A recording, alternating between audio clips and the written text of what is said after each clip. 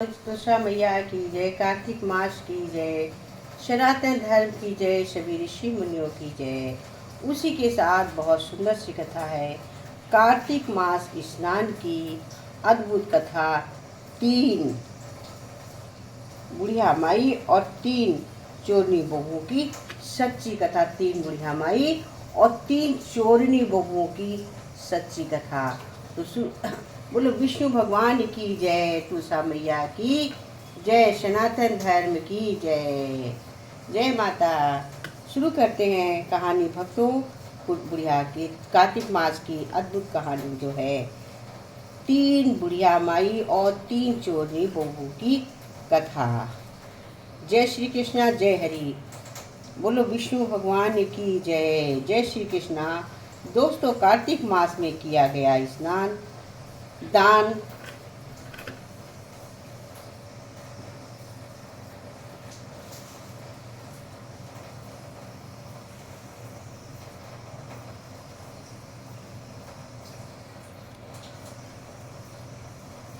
स्नान अत्यंत पवित्र माना जाता है। इस मास में गंगा स्नान या अपने घर के पवित्र जल में स्नान करने से पाप नष्ट हो जाते हैं और घर में सुख समृद्धि आती है। आज हम आपको सुनाने जा रहे हैं एक बहुत कथा, प्राचीन अद्भुत कथा, एक बुढ़िया और उसकी 3 चोरनी बहुओं की है। कार्तिक स्नान की कहानी। इस कथा में जानिए बुढ़िया माई की भक्ति और सच्चाई ने कैसे तीनों बहुओं को उनके कर्मों का फल दिखाया और पूरे परिवार का प्रेम, सद्भाव और खुशहाली लौटाई। एक गांव में एक बुढ़िया माई रहती थी। एक गांव में एक बुढ़िया माई रहती थी जो उसके 3 बेटे और 3 बहू थी। बुढ़िया माई बड़े सत्कर्म किया करती थी। दान पुण्य करना, व्रत करना उसका नित्य नियम था। वो कार्तिक महीने में स्नान कर भगवान विष्णु, माता लक्ष्मी और तुलसी जी की श्रद्धा से पूजा किया करती थी। हर वर्ष जब कार्तिक पूर्णिमा आती तो वो गंगा स्नान के लिए अवश्य जाया करती थी। अब कार्तिक का महीना शुरू हुआ तो बुढ़िया माई ने पूरे परिवार से स्नान आरंभ किया। पूरे नियम से कर दिया, पर वो माखन और मिश्री का भोग भगवान विष्णु और माता लक्ष्मी को लगाती। कभी दही मिश्री का तो कभी माखन मिश्री का, जो भी बन पड़ता वो उसी से भगवान को प्रसन्न करती। भोग लगाने के बाद वो तुलसी दल डालकर उस प्रसाद को घर के और पड़ोस के सभी लोगों में बांटती और अंत में स्वयं भोजन करती। यही उसका नित्य कर्म था। लेकिन उसकी तीनों बहुएं बुढ़िया के इस पूजा पाठ और प्रसाद बांटने के भाव को बिल्कुल पसंद नहीं करती थीं। जब वो भोग लगाकर प्रसाद देती तो वो कहती, ये क्या ढोंग करती हो, क्या दिखावा करती हो, तुलसी दल डाल देती हो, हमें तो तुलसी के पत्ते नहीं भाते। इस तरह के प्रसाद खाने से मना कर देती। धीरे धीरे बुढ़िया के बेटों पर भी अपनी पत्नियों का रंग चढ़ गया। अब वे भी माँ से सीधे बात नहीं करते, क्योंकि बुढ़िया का पति कुछ समय पहले ही स्वर्गवासी हो चुका था। इसलिए वो बेचारी चुपचाप सब सहती। वो अपने कार्तिक स्नान, दान पुण्य और प्रसाद वितरण का नियम नहीं छोड़ती। लेकिन तीनों बहुओं की आंखों में वो फटकती थी। वो सोचती, ससुर को चला गया, अब ये सास भी चली जाए तो अच्छा हो। कम से कम इसका पूजा पाठ वाला खर्चा तो बंद हो। जब देखो कभी पंडित बुलाना, कभी भोजन कराना, कभी मंदिर में दिया जलाना, हर समय खर्चा। तुलसी के नीचे दीपक जलाने से लेकर भगवान को भोग लगाने तक हर कार्य में उन्हें बोझ लगता था।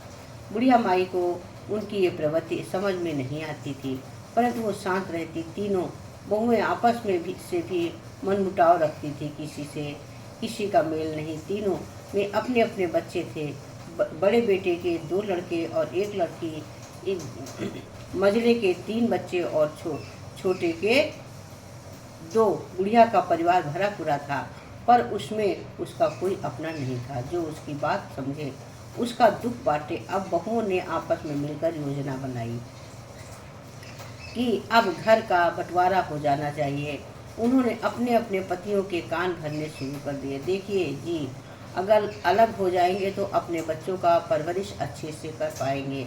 अब तक तो बस माँ के पूजा पाठ में पैसा खर्च होता है, ना अपनी मर्जी का खाना बना सकते हैं, ना खर्च कर सकते हैं।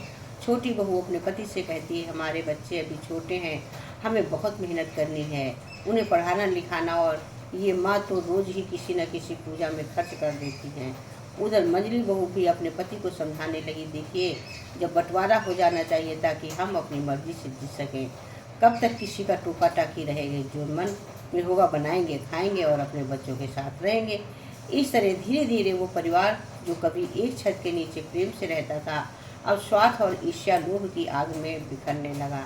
उधर बड़ी बहू भी कहने लगी, देखिए जी हमें बंटवारा हो जाना चाहिए। बच्चे बड़े हो रहे हैं, कल को उनकी शादी ब्याह करनी है, बहुत खर्चे हैं। ऐसे ही अगर हम काम करते रहे तो छोटे भाइयों व अपनी माँ का पालन पोषण करते रहे तो हमारे बच्चों का भविष्य सुरक्षित कैसे होगा? अब बंटवारा होना चाहिए। तीनों भाई की पत्नियों के कहने में आकर माँ मान गई, हाँ अब बंटवारा कर लेना चाहिए। गांव के पंचों को बुलाया गया और बंटवारे की प्रक्रिया शुरू हुई। तीनों बहुएं खड़ी हो गईं और सब ये तय हुआ कि जो भी हिस्सा किसी को मिलेगा उसे कमरे में रख लेगा। क्या होगा? जो मिलेगा वो अपने अपने कमरे में रख लेगा। घर के 4 हिस्से किए गए, 3 बेटों के लिए और 1 बुढ़िया माई के लिए।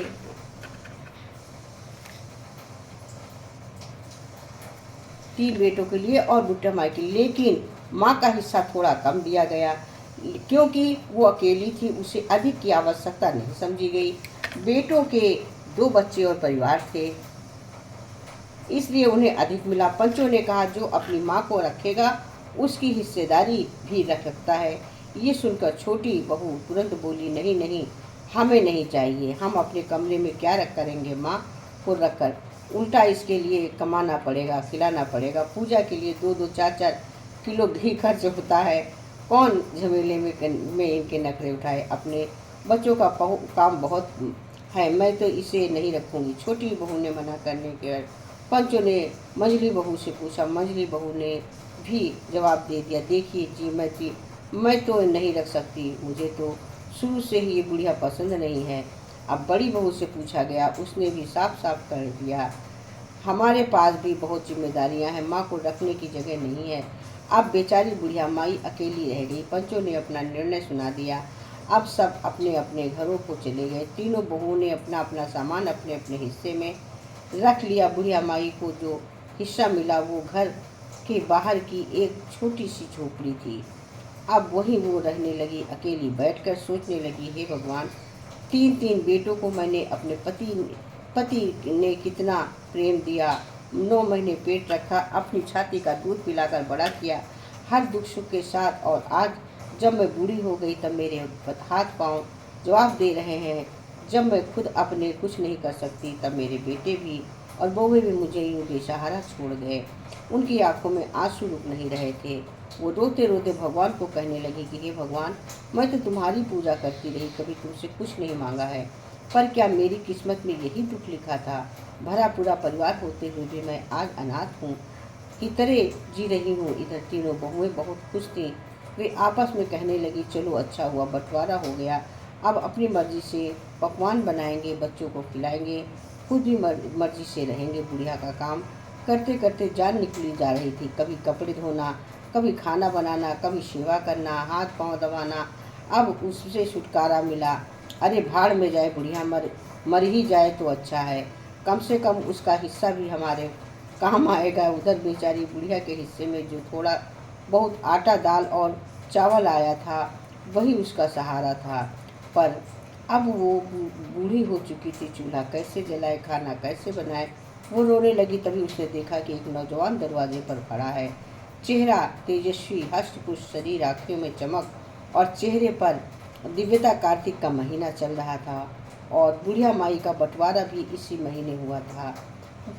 वो अपने पुराने दिनों को याद करते हुए रो रही थी, पति को याद कर रही थी और बच्चों की बेरुखी पर दुखी थी। तभी नौजवान ने दरवाज़ा खटकाया। बुढ़िया माई ने धीरे से उठकर दरवाज़ा खोला। उसने लगभग 16-17 वर्ष का युवक खड़ा था। सांवला रंग, सुंदर मुख, घुंघराले लंबे बाल, बड़ी बड़ी आँखें। उसने मुस्कुराते हुए कहा, अम्मा, आपने मुझे पहचाना नहीं? मेरा नाम कृष्णा है। बुढ़िया बोली, बेटा मैं तो तुम्हें भी नहीं पहचान पाई, कौन हो तुम? इस गांव के तो नहीं लगते हो। वो युवक बोला, माँ आप मुझे सच में नहीं पहचान रही। आप नाते में मेरी बुआ दादी लगती हो। मैं आपके भाई के बेटे का लड़का हूँ और मैं आपके मायके से आया हूँ। हमें खबर मिली कि आपका बंटवारा हो गया है और बहू बेटों ने आपको अकेला छोड़ दिया है। इसलिए मेरे पिताजी ने मुझे आपकी मदद के लिए भेजा है। मेरी पत्नी ने भी कहा, जाओ बूढ़ी माँ की सेवा करो, वो किसी का दुख नहीं देख सकती। इसलिए मैं आपके लिए कुछ सामान लेकर आया हूँ। ये सुनकर बुढ़िया की आंखों में आंसू भर आए। उसने स्नेह से कहा, आओ आओ बेटा, अंदर आओ। उसने युवक को अंदर बैठाया, मिट्टी का गिलास भरकर पानी दिया और कहा, बेटा मेरे पास देने को कुछ नहीं है, बस थोड़ा सा गुड़ है, लो पानी पी लो और गुड़ खा लो। बुढ़िया के स्वर में ममता थी और आंखों में करुणा, जैसे ही वर्षों बाद किसी अपने का साया उसके आंगन में आया हो। अब वो कृष्ण को आया तो बड़े प्यार से पानी पिया। बुढ़िया माँ का घर ठीक किया और मुस्कुराते हुए बोला, माँ इसमें कुछ बना हुआ खाना भी है, माँ भूखी मत रहना, इसे खा लेना। हम यहीं पास के गांव में रहते हैं, ज़्यादा दूर नहीं है। मैं रोज़ आपका खाना भिजवा दिया करूँगा, आपको खाने की कोई परेशानी नहीं होगी। थोड़ी देर रुकने के बाद वो स्नेहपूर्वक बुढ़िया माई से विदा लेकर चला गया। बुढ़िया माई सोच में पड़ गई, हे प्रभु, अभी मैं इंसानियत जिंदा है, मेरे अपने बेटे और बहुओं ने मुझे ठुकरा दिया, लेकिन मेरे मायके वाले आज भी मुझे याद रखते हैं। मैं तो वर्षों से मायके नहीं गई हूँ। माँ बाप भैया भाभी सब इस संसार से चले गए। अब तो भतीजे और उनके बच्चे हैं जिनमें पहचानती तक नहीं, फिर भी मेरी चिंता करते हैं। ये सोचकर मन भर आया। वो धीरे धीरे उस थैले को खोलने लगी जो कृष्णा लेकर आया था। उसमें इतने सुंदर सुंदर वस्त्र, एक सुंदर सूती साड़ी, अच्छी दाल चावल, काजू किशमिश बादाम और कई प्रकार के मेवे रखे थे। साथ ही घर की जरूरी चीज़ें भरपूर थीं। ये देखकर बुढ़िया माई के चेहरे पर खुशी लौट गई। उसने एक थाली में गरम गरम भोजन भी रखा था। उसे देखकर बुढ़िया की बूढ़ी आंखों में चमक आ गई। भूख में थी, थकान भी थी। उसने सबसे पहले भगवान विष्णु, माता लक्ष्मी और तुलसी जी को स्मरण किया, भोग लगाया और फिर पड़ोसियों में तुलसी दल डालकर वो प्रसाद बांटने गई। पड़ोसियों ने बड़े श्रद्धा से प्रसाद ग्रहण किया और बोले, माई आप तो साक्षात सती हैं, लेकिन भक्ति भाव रखती हैं। लेकिन अब वो प्रसाद लेकर अपने बेटों और बहुओं के घर गई तो उन्होंने रूखे स्वर से कहा, इसे नहीं चाहिए तुम्हारा प्रसाद, बहाने से हमारे घर आना चाहती हो क्या? ये सुनकर बेचारी बुढ़िया आंखों में आंसू लिए अपने झोपड़े में वापस लौट आई। उन्होंने दोनों हाथ जोड़कर भगवान को प्रणाम किया और फिर वो स्वादिष्ट भोजन ग्रहण किया जो कृष्ण लाए थे। जैसे ही पहला ग्रास मुंह में गया, उसके मन में अद्भुत शांति मिली। उसने अपने जीवन में कभी इतना स्वादिष्ट और पौष्टिक भोजन नहीं किया था। उसके हृदय में भगवान के से प्रति कृतज्ञता उमड़ पड़ी। अब वो पुनः अपने नियम कर्म में लग गई। रोज प्रातः उठकर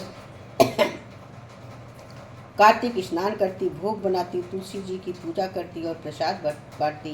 पूरे गांव में उसका आदर बढ़ता जा रहा था। सब कहते, देखो कैसी साधु स्त्री है, हर दुख में साथ देने वाली। पर उसके अपने बेटे और बहुएं अब भी उसे नफरत की नज़र से देखते थे।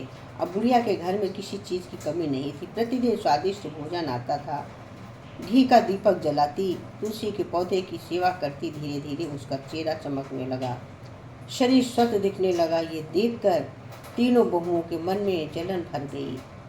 वे सोचने लगी, हमने तो इसे इसलिए अलग किया था कि भूख प्यास से तड़फेगी और जल्दी भगवान को प्यारी हो जाएगी, पर वो तो दिन ब दिन स्वस्थ होती जा रही है। आखिर इसे खाना मिलता कहाँ से है? हमारे घरों में तो इतना खर्च सोचकर करना पड़ता है और इसके पास सब कुछ है। अब रोज एक लड़का आता है, बुढ़िया माई के दरवाजे पर भोजन की थाली रख जाता है। कभी कभी कह देता है कृष्णा ने भेजा है और फिर जल्दी से चला जाता है। बुढ़िया माई प्रसन्न होकर भोजन करती है और भगवान के गुण गाती है, तुलसी को सींचती है, घी का दीपक जलाती है। उसका घर जैसा भक्ति का मंदिर बन गया था। अब तो वहाँ भंडार भरने लगे। हर वस्तु की प्रचुरता थी, उधर बहुओं के दिलों में जलन बढ़ती गई। वे आपस में बोली, दाल में जरूर कुछ काला है, कुछ तो गड़बड़ है। इस बुढ़िया का खर्चा कौन चलाता है। कार्तिक का महीना धीरे धीरे बीत गया। एक दिन बुढ़िया माई बोली, अब तो कार्तिक पूर्णिमा आ गई है, मुझे गंगा स्नान को जाना है। उसने पड़ोसियों से कहा, भैया मैं 2-4 दिन गंगा किनारे रहूंगी, स्नान करूंगी, मेला घूमूंगी और फिर देवी के दर्शन करके लौट आऊंगी। अब मुझे किसी बात की चिंता नहीं है, ना परिवार की, ना खाने पीने की। प्रभु जी जो करते हैं अच्छा करते हैं। उनके भक्तिपूर्ण भाव देखकर पड़ोसी भी प्रभावित हुए। वे बोले, माई हम भी चलेंगे आपके साथ। और इस तरह शव गंगा स्नान को रवाना हुए। कहते हैं कि जैसी संगत वैसी रंगत। पड़ोसियों की सोच भी अब भक्ति में रंगने लगी थी। वो पर नहीं बदले थे तो उसके अपने बेटे और बहुएं, जो अब भी साजिश रचते रहते थे कि कैसे बुढ़िया को दुखी करे, पर जिससे स्वयं भगवान विष्णु और माता लक्ष्मी का आशीर्वाद मिला हो, उसे कौन दुख दे सकता है। बुढ़िया माई ने गंगा स्नान किया, मेला घूमी, ब्राह्मणों को भोजन कराया, दान दक्षिणा दी और वहीं कुछ दिनों रही। इधर तीनों बहुएं ने सोचा, चलो बुढ़िया तो चली गई, अब उसके घर की तलाशी लेते हैं, देखते हैं आखिर। सोचे इसके घर की तलाशी लेके देखें कि इसके पास क्या क्या सामान है। तलाशी लेते हैं और देखते हैं आखिर नज़ारा क्या है। जब उसके घर पहुंची तो आंखें फटी रह गई। वो किसी की चीज़ की कमी नहीं थी। अनाज के डिब्बे भरे पड़े, बादाम काजू छुहारे के डिब्बे सजे हुए थे, घी के बड़े बड़े मटके रखे थे। वो हैरान रह गई। बड़ी बहू बोली, अरे ये बुढ़िया तो बहुत चालाक निकली, हमारे घर से चोरी चोरी सामान निकाल कर अपने घर में जमा कर लिया है। देखो कैसे भरे पड़े हैं सारे डिब्बे। मंझली बहू बोली, मैं तो रोज खेत में काम करने आ जाती थी, कभी ध्यान नहीं दिया, ये तो बहुत मक्कार निकली। छोटी बहू भी बोली, मैं तो घर ही रहती थी, चूल्हा चौका करती, पर कभी सोचा नहीं कि ये ऐसी चोरी करेगी। देखो इसने तो पहले से भी इकट्ठा कर लिया था ताकि बंटवारे के बाद आराम से खा सके। तीनों के मन में द्वेष भर गया। वे बोली, अब इसे सबक सिखाना पड़ेगा। फिर तीनों ने मिलकर बुढ़िया के घर में सामान उठाना शुरू कर दिया। झोली भर भर कर वे अपने घर में ले जाने लगी। पर हैरानी की बात ये थी कि सामान खत्म होने का नाम ही नहीं ले रहा था। जितना निकालती उतना और निकल आता। लालच बढ़ता गया। तीनों बैठ गई और वहीं रखे मेवे काजू बादाम छुआरे को खाने लगी। उनमें से एक बोली, अब समझ आया है इसके चेहरे पर इतना तेज और इसकी देह में इतनी तंदुरुस्ती कहाँ से आती है। ये सब इसी चोरी के माल में से खाती होगी। वे तीनों आपस में हंसने लगीं, पर उन्हें क्या पता था कि ये सब चोरी का नहीं, भगवान का चमत्कार था, जो सच्ची भक्ति के प्रति फल में बुढ़िया के घर में स्वयं लक्ष्मी के भंडार भर दिया। अब तो कभी किसी ने ऐसा सुना ही नहीं। कभी तीनों बहुएं सब काम निपटाने के बाद जैसे ही बच्चों को बुलाकर सामान देने लगी, उन्होंने देखा कि काजू बादाम में तुलसी दल पड़ा हुआ था। तीनों ने झट से उसे तुलसी दलों को निकाल कर बाहर नाली में फेंक दिया और आपस में किसे कहने लगी, देखो कैसी टुटके करती है, हर चीज़ में तुलसी का दल डाल कर रखा है, हमें ये तुलसी दल बिल्कुल पसंद नहीं है। फिर वे आपस में हंसकर बोली, अब अगर कभी भी पीछे से आए तो इसका कोई भी सामान नहीं लेना चाहिए। लेकिन जैसे ही उन्होंने तुलसी दल नाली में फेंका और भीतर आई तो देखा तीनों की तीनों बहुएं कुतिया बन गईं। ये देखकर बच्चे चिल्लाने लगे, अरे मम्मी तो कुतिया बन गई, मम्मी तो कुतिया बन गई, हमारी माँओं का क्या हो गया। बच्चों रोने लगे। पूरा घर चीखे ने भागने लगा। ये खबर जैसे ही फैली, पड़ोसी इकट्ठा हो गए। सब लोग हैरान हो गए, अरे ये कैसे अनहोनी हो गई, बुढ़िया की तीनों बहुएं कुतिया कैसे बन गई। पूरे गांव में हल्ला मच गया। किसी ने आज तक ऐसी बात नहीं सुनी थी। शाम को जब तीनों बेटे काम से लौटे तो बच्चों ने रोते हुए कहा, पापा मम्मी कुतिया बन गई। बेटों का विश्वास नहीं हुआ, लेकिन जब वे घर के दाखिल हुए और कुतिया को देखा तो उन्होंने डंडा उठाकर उन्हें भगाने की कोशिश की, मगर कुतिया अपनी भाषा में भौंकते हुए कहती थी, हम कुतिया नहीं हैं, हम तुम्हारी पत्नियां हैं। पर ये पुरुष समझ ही नहीं पा रहा था। बच्चों ने रोते रोते कहा, पापा ये कुतिया नहीं हैं, हमारी माँ है, हमने अपनी आंखों से सब देखा है। अब बेटों को कुछ समझ में नहीं लगा। उन्होंने सोचा कुछ जरूर कुछ अनर्थ हुआ है, मगर अब क्या किया जा सकता है। बेबस होकर वे सोचते रहे, लेकिन समाज के डर से उन्होंने कुतिया को घर से बाहर निकालने से भगाने की कोशिश की। फिर भी वे तीनों वहीं बैठी रहीं, भौंकती रहीं, मानो कुछ कहने की कोशिश कर रही हैं, पर कौन समझे, कौन उनकी पीड़ा जाने। बेचारी कुतिया और बच्चे को जब घर से सारा काम खुद करना पड़ता था। बच्चों के आंसू थम नहीं रहे थे। वे अपनी माँ के साथ उन कुतियाओं से लिपट लिपट रोते, क्योंकि वे जानते थे कि वही उनकी माँ है। इधर बुढ़िया माई गंगा किनारे बड़े आनंद से में थी। रोज गंगा स्नान करती, पाठ करती और मन ही मन सोचती, ऐसे शांति तो मुझे आज तक नहीं मिली। धीरे धीरे 8 दिन बीत गए। पास पड़ोस की औरतें बोली, माई अब तो घर चलो, मेला भी ठंड भी उठ गया है। बुढ़िया बोली, अरे मेरा तो मन करता है कि यहीं गंगा किनारे झोपड़ी डाल लूं और पड़ी रह जाऊं। फिर भी उन्होंने समझाया, माई घर भी तो देख लो, आखिर तुम्हारे 3 बेटे हैं, बहुएं हैं, पोते पोतियां हैं। भले ही उन्होंने तुम्हें दुख दिया है, लेकिन माँ के दिल में तो ममता रहती है। ये सुनकर बुढ़िया माई की आंखों में भर आई और वो बोली, ठीक है चलो देख आती हूँ। जब वो गांव में पहुंची तो देखा कि सारा गांव किसी हलचल से भरा हुआ है।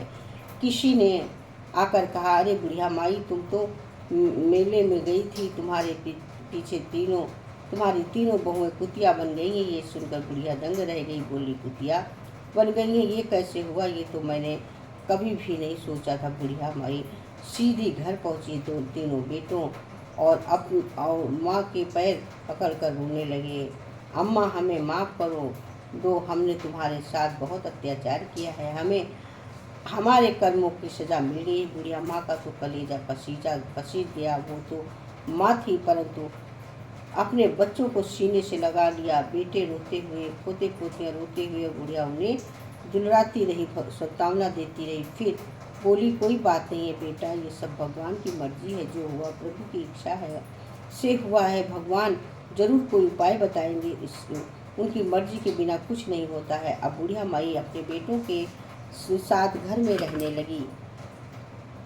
तीनों कुतिया भी रोज कू कू करती रही, बुढ़िया के चरणों में आकर बैठ जाती। वे इंसानी भाषा को नहीं बोल सकती थी, पर सब कुछ समझती थी। उन्हें अपने कर्मों का पछतावा तो रहा, कैसे उन्होंने उस साध्वी सतवाली बुढ़िया को परेशान किया, जो कार्तिक स्नान जैसी पवित्र साधना करती थी। दुखी किया। जब वे समझ चुकी थी कि कार्तिक के प्रकोप के कारण ही उन्हें ये दंड मिला है, बुढ़िया माई की मन ही मन यही कहती थी कि उसकी बहुएं फिर से अपने पूर्ण रूप में लौट आए। उसने हृदय से भगवान से प्रार्थना की, हे प्रभु, यदि मैं सच्चे मन से आपकी उपासना करती हूँ तो मेरी बहुओं को उनके दुख से मुक्त कीजिए। जब कोई मनुष्य सच्चे भाव से भगवान को पुकारता है तो भगवान उनकी पुकार अवश्य सुनते हैं। उसी समय दरवाजे पर किसी बाबा ने दस्तक दी और भिक्षा मांगी। बुढ़िया बाई तुरंत बाहर आई और बाबा के चरण छुए और बोली, आओ बाबा, भोजन ग्रहण करो। बाबा उनकी सेवा में अत्यंत प्रसन्न हुए, क्योंकि बुढ़िया माई सदा साधु संतों की सेवा करती थी, किसी को भी खाली नहीं जाने देती थी। कार्तिक मास में तो वो विशेष रूप से दान पुण्य में लगी रहती थी। बाबा बैठे तो बुढ़िया माई ने अपने बेटों से कहा, बेटा ये पहुँचे हुए बाबा हैं, लगते हैं इनको कोई उपाय अवश्य पूछो। तब तीनों बेटों ने बाबा के चरणों में गिर गए और पूरी घटना विस्तार से बताई। बाबा, हमारी माँ गंगा स्नान करने गई थी, उसके पीछे हमारी तीनों पत्नियाँ यानी हमारी माँ, चाची और ताई चोरी के इरादे से घर गई। उन्होंने माँ का सामान बिगाड़ दिया कर खाया और जो तुलसी दल रखा था उसे नाली में फेंक दिया। इसी क्षण से तीनों कुतिया बन गई हैं। बाबा ने सारी बात सुनकर कहा, जैसा कर्म वैसा फल। उन्होंने जैसी गलती की उसका फल वैसा ही मिला।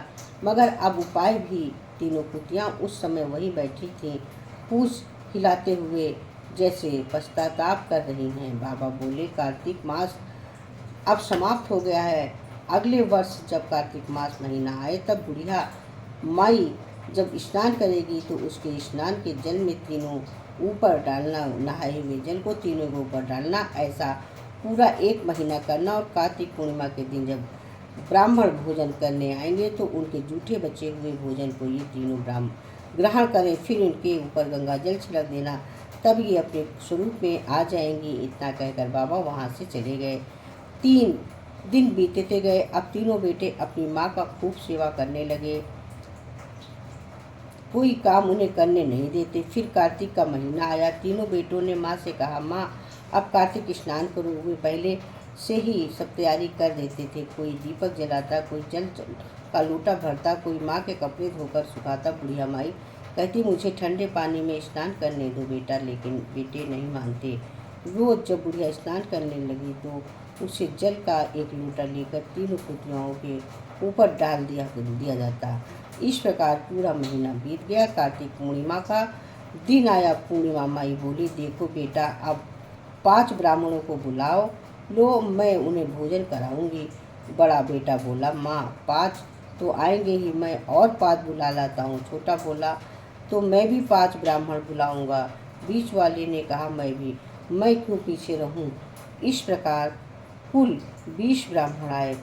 बुढ़िया माई बोली, मैंने तो 5 ब्राह्मणों के लिए कहा था। बेटे बोले, माँ हम समर्थ हैं, हम औरों को भी भोजन करा सकते हैं। तब बुढ़िया बोली, तो एक और ब्राह्मण बुला ले, 21 पूरे हो जाए। अब कुल 21 ब्राह्मणों को बड़े विधि विधान के साथ भोजन कराया गया। वे कोई साधारण ब्राह्मण नहीं थे। स्वयं ब्रह्मा, विष्णु, महेश, गणेश, कार्तिक और नारद जी ब्राह्मण रूप में पधारे थे। सबने तृप्ति से भोजन किया। बुढ़िया माई ने सबको श्रद्धा से दक्षिणा दी, चरण स्पर्श किया और कहा, हे ब्राह्मण देव, यदि आप प्रसन्न हो तो मेरी बहुओं को उनके दुख से मुक्ति कर दीजिए। मेरे कार्तिक स्नान का पुण्य उन्हें मिल जाए। ब्राह्मण देवता प्रसन्न होकर बोले, माई चिंता मत कर, अब सब शुभ होगा। जब वे चले गए तो बुढ़िया माई ने उनके जूठे अन्न को इकट्ठा किया और तीनों बहुओं को खिलाया। जो बहुएं सभी प्रसाद तक ग्रहण नहीं करती थीं, आज वे ब्राह्मणों के जूठे अन्न को बड़े प्रेम से चाट कर खा रही थी। फिर बुढ़िया माई ने बाबा की कही की बात याद करते हुए उनके ऊपर गंगा जल छिड़का। जैसे ही गंगा जल पड़ा, तीनों बहुएं अपने असली रूप में लौट आईं। वे सासू माँ के चरणों में गिरकर रोने लगी, माँ हमें माफ़ कर दो, माँ हमें माफ़ कर दो, हमने बहुत अपराध किया है। जो फल मिला वही हमारा दंड था। अब हम तुम्हें कभी नहीं दुख देंगे, तुम्हारी सेवा करेंगे। ये सुनकर बुढ़िया माई की आंखों में आंसू भर आए। उसका हृदय प्रसन्न हो गया। अब घर फिर से प्रेम और शांतिमय हो गया। तीनों बहुएं हर कार्तिक मास में अपनी सासू माँ के साथ ध्यान स्नान करने लगी, पूजा करने लगी। कार्तिक पूर्णिमा के दिन सब गंगा स्नान करते, गंगा जल पूरे घर में छिड़कते और उस दिन घर में सुख समृद्धि और बरकत बढ़ने लगी। व्यापार में उन्नति हुई, परिवार में प्रेम बढ़ा। सबने एक स्वर से कहा, हे विष्णु, हे माता लक्ष्मी, जैसे आपने बुढ़िया माई के घर कृपा की वैसे हम सब पर भी कृपा करिए, बनाए रखिए। कार्तिक माता जैसे पहले आई थी वैसे अब आना, जैसे बाद में आई वैसे सब पर आना। सबने एक साथ जयकारा लगाया, बोलो कार्तिक भगवान की जय, बोलो विष्णु भगवान की जय, बोलो माता लक्ष्मी की जय, बोलो श्री हरि राधे राधे। प्रेम से बोलिए, जय श्री विष्णु, जय तुलसी माता। प्रेम से बोलो श्री सनातन देव की जय। और रोचक और आध्यात्मिक वीडियो के लिए मेरे चैनल को सब्सक्राइब करिए। आध्यात्मिक, मार्मिक सभी प्रकार की वीडियो देखने के लिए आप हमारे चैनल को लाइक करिए। पसंद आया हो तो कमेंट अवश्य करिए। दोस्तों, कमेंट के साथ शेयर करें। कमेंट बॉक्स में जय श्री विष्णु अवश्य लिखें, तुलसी माता की जय लिखना ना भूलें। फिर मिलते हैं ऐसी ही महत्वपूर्ण वीडियो के साथ। जय श्री कृष्णा, जय विष्णु। लाइक एंड सब्सक्राइब करो। जय माता तुलसी, कार्तिक मास की जय। जय श्री हरि विष्णु।